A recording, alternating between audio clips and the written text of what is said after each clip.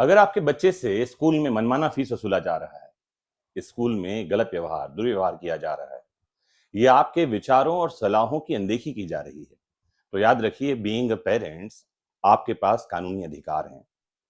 तो आज के इस वीडियो में हम जानने वाले हैं पेरेंट्स यानी माता-पिता के 10 कानूनी अधिकारों के बारे में।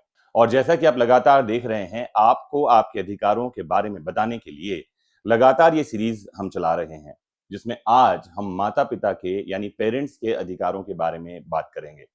तो अगर आप पेरेंट्स हैं तो जुड़ जाइए इस लेक्चर से, और अगर आप स्कूल या कोई और तरह के प्रोफेशनल कोई कार्य कर रहे हैं जिसमें आपको बच्चों से डीलिंग करना पड़ता है और एक्चुअली आप उनके पेरेंट्स से डील कर रहे होते हैं, तो आपको भी आज का ये वीडियो पूरा देखना चाहिए।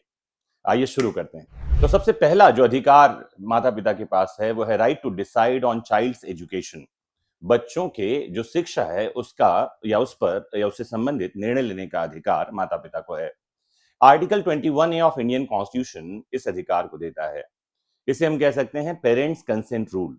माता पिता यह तय कर सकते हैं कि उनका बच्चा कौन से स्कूल में पढ़ेगा, कौन सी भाषा या विषय चुनेगा, और बिना सहमति के किसी भी शैक्षणिक निर्णय को उस पर थोपा नहीं जाएगा। ये बात और है कि माता पिता का ये कर्तव्य भी है कि वो अपने 14 साल तक के बच्चों को स्कूल भेजें। आर्टिकल 51A इंडियन कॉन्स्टिट्यूशन माता पिता पर यह दायित्व सौंपता है कि वे बच्चों को स्कूल भेजें। 14 साल तक के बच्चों को कंपलसरी स्कूल जाना है। दूसरा अधिकार जो पेरेंट्स के पास है वो मनमानी फीस के खिलाफ शिकायत करने का अधिकार। इसे कहा जाता है right against arbitrary fees. As per fee regulation act in states, राज्य से राज्य में स्कूलों के लिए फी रेगुलेशन एक्ट बनाए गए हैं।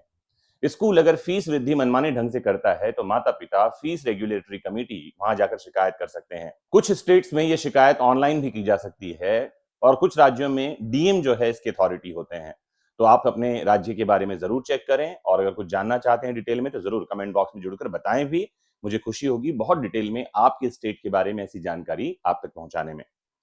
फिर अगला जो अधिकार इंपॉर्टेंट है वो है स्कूल से पारदर्शिता की मांग करने का अधिकार। Right to transparency from school. RTE act, right to education act लागू हो गया है, 2010 में कानून आया है, और इसके सेक्शन 17 में यह अधिकार आपको दिया गया है। माता पिता को स्कूल के खर्च, शिक्षक की योग्यता, सुरक्षा उपाय, पाठ्यक्रम की पूरी जानकारी, ये सब मांगने का अधिकार है और उन्हें दिया जाना चाहिए। फिर इंपॉर्टेंट राइट पेरेंट्स के पास है राइट अगेंस्ट साइकोलॉजिकल हैरेसमेंट। किसी भी तरह के मेंटल मानसिक उत्पीड़न के खिलाफ इनके पास अधिकार होता है। आरटीई एक्ट में जाएंगे तो वहां ये अधिकार मिलेगा। इवन जुवेनाइल जस्टिस एक्ट है 2015 का, इसके तहत भी अधिकार दिया गया है। अगर स्कूल में बच्चे को मानसिक या शारीरिक सजा दी जाती है तो सीधे इसकी शिकायत की जा सकती है चाइल्ड वेलफेयर कमेटी में। ध्यान रखना है, स्कूल्स या टीचर्स किसी बच्चे को फिजिकल या साइकोलॉजिकल कोई पनिशमेंट नहीं दे सकते। जैसे कई स्कूलों में आजकल एक ट्रेंड चल रखा है कि बच्चा अगर दूसरे बच्चों के साथ मिंगल नहीं हो रहा या कुछ परेशान कर रहा है तो उसे अलग कमरे में बंद कर देते हैं, या कुछ देर दूसरी क्लास में बिठा देते हैं अकेले। ये साइकोलॉजिकल हैरेसमेंट है। सजा हो सकती है टीचर को, और स्कूल के खिलाफ कार्यवाही की जा सकती है। पांचवां अधिकार है right to file complaint against school. National and state commission हमारे पास में है जिसमें स्कूल के खिलाफ शिकायत करने का अधिकार है।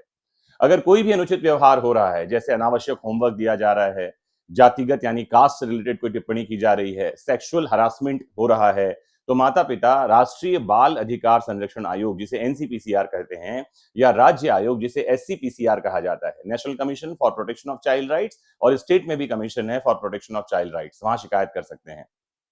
फिर छठवें नंबर पे एक अधिकार है जिसे कहा जाता है बच्चों की ऑनलाइन सुरक्षा का अधिकार, right to protect child online, और हम कहते हैं वर्चुअल वर्ल्ड में सुरक्षा का अधिकार। इसके लिए आईटी एक्ट जाना पड़ेगा आपको, 2000 का देखना पड़ेगा, और पॉक्सो एक्ट है हमारे पास 2012 में आया है, जिसको देखेंगे तो ये अधिकार मिलते हैं। माता पिता को बिल्कुल ये अधिकार है कि अपने बच्चे को cyber crime, pornography, online bullying, इन सब से बचाने के लिए कार्यवाही कर सकते हैं। आपको जाना होगा www.cybercrime.gov.in पर, या साइबर हेल्पलाइन नंबर है 155260, इस पर शिकायत कर सकते हैं। सातवें नंबर पे एक महत्वपूर्ण अधिकार माता पिता को दिया गया है, यह है राइट टू गिव और deny consent, specially for medical, religious, institutional decisions. माता पिता को सहमति देने या अपनी सहमति न देने का अधिकार। तो कोई भी स्कूल, अस्पताल, संस्था माता पिता की लिखित सहमति यानी रिटर्न कंसेंट के बिना बच्चे से संबंधित कोई डिसीजन नहीं ले सकते। उन्हें माता पिता की रिटर्न कंसेंट लेनी होगी। फिर माता पिता के पास एक महत्वपूर्ण अधिकार है, वो है पालक होने का अधिकार।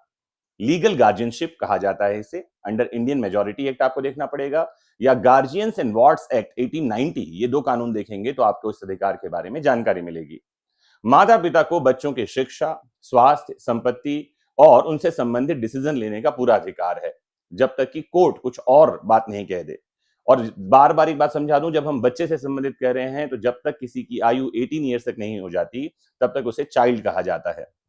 9वें नंबर पे एक महत्वपूर्ण अधिकार है, इसे कहा जाता है right to know, child rights, बाल अधिकारों को जानने का अधिकार। राइट टू एजुकेशन एक्ट और जुवेनाइल जस्टिस एक्ट, ये दो कानून के तहत आपको विभिन्न प्रकार के अधिकार हैं। और साथ ही आपको देखना चाहिए चाइल्ड राइट्स चार्टर 2003, इन डॉक्यूमेंट्स के तहत माता पिता को अधिकार मिलता है। तो माता पिता को चाइल्ड राइट्स यानी बाल अधिकारों को जानना, उनकी जानकारी रखना, उनका पालन करना सुनिश्चित करना, ये सारी चीजें अधिकार के रूप में मिलती हैं।